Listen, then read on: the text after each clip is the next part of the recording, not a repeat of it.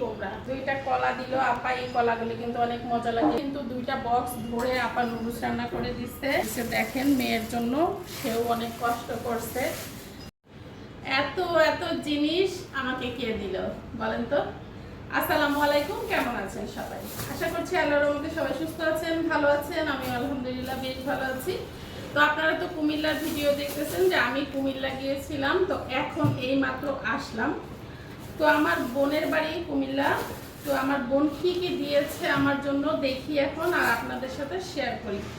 তো আমার বোন আমার জন্য দিয়েছে এই যে বড় একটা মিষ্টি কোবরা, তারপরে দিয়েছে এটা, তাদের অঞ্চলে বলে এটাকে বুগুলি, আর আমাদের অঞ্চলে বলে কলার থোর। তো কলার থোর দিয়েছে। এখানে এটা হচ্ছে মেহেদি পাতা, যেহেতু আপা জানে যে আমি মেহেদি পছন্দ করি, তো সেই জন্য এখানে দিয়ে দিয়েছে মেহেদি পাতা। আর এটা দিল তাদের নিজেদের গাছের কলা, দুইটা কলা দিল আপা। এই কলাগুলি কিন্তু অনেক মজা লাগে, এগুলোকে বলে বাংলা কলা। যাই হোক, আর এখানে কিন্তু আবার গাছের বড়ই শুকায়ে ফ্রিজে রেখে দিয়েছিল, সেই বড়ইটাই কিন্তু আপা আমাকে দিছে। আচ্ছা যাই হোক, আচার বানাবো যখন তখন আপনাদের সাথে শেয়ার করব। অনেকগুলা কিন্তু এখানে দিল শাক, এখানে হচ্ছে কলমি শাক আর হচ্ছে হেলাঞ্চোর শাক। ভোরবেলা আপা 5:30টার সময় উঠে ঘুম থেকে উঠে এগুলো সব গুছাইছে আমার জন্য। আর এখানে কি এটা? ও আচ্ছা, এটা হচ্ছে শুকনা সিমের বিচি, শুকনা সিমের বিচি দিয়েছে রান্না করে খাওয়ার জন্য।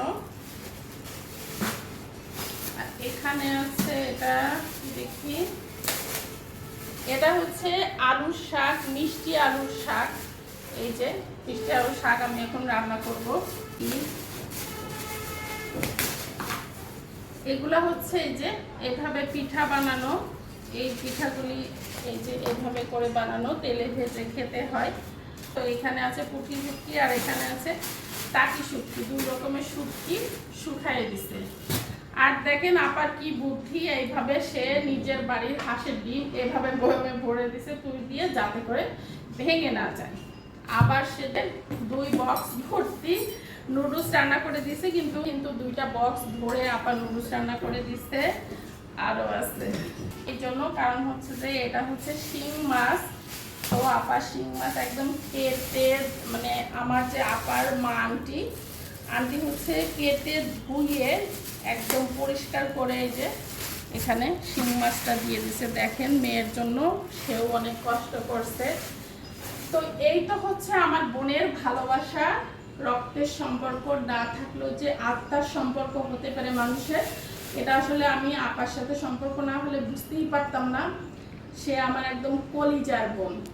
এগুলা দিছে বলে তার জন্য না, কিন্তু সে এত কষ্ট করছে, ভোরে 5টার সময় উঠে সে এগুলো গুছানোর জন্য দৌড়াদৌড়ি করতেছে। তার এই দৌড়াদৌড়ি দেখে তো আপা, মানে ঠান্ডা লাগছে, আপা অসুস্থ হয়ে গেছে, তারপরে দৌড়াদৌড়ি করতেছিল আমার এগুলো গুছানোর জন্য।